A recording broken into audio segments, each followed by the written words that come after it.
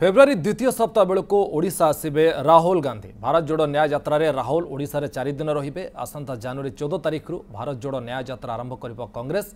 मणिपुर आरंभ होई यात्रा मोट 6713 किलोमीटर अतिक्रम करी शेष महाराष्ट्र शेष हेब। 66 दिन में देशर 15टी राज्यर 110टी जिला बुलिबे कांग्रेस नेता एवं कर्मी।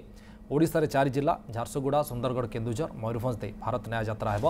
केबे आस आउ 2टी जिला यात्रा करने प्रस्ताव देवे प्रदेश कांग्रेस।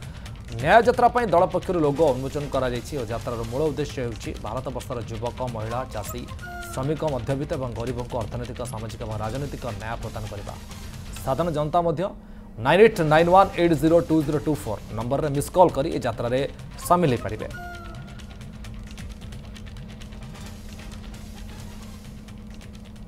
6713 किलोमीटर ये यात्रा परिक्रमा करिबो।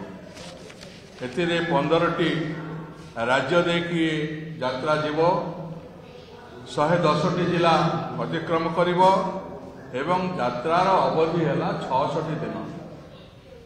मणिपुर आरंभ करा जाई मुंबई रे ये यात्रा को शेष करा हबो। जद्वारा ये यात्रा जो बहुत लक्ष्य रही न्याय ये यात्रा भारत जोड़ो न्याय यात्रा एवं न्याय यात्रा करा एआईसीसी तरफ कांग्रेस तरफ ये यात्रा आह्वान करा जायछि। ये यात्रा रे जो माने जोग देबे तांको पई गोटिए नंबर एठी दिया जायछि।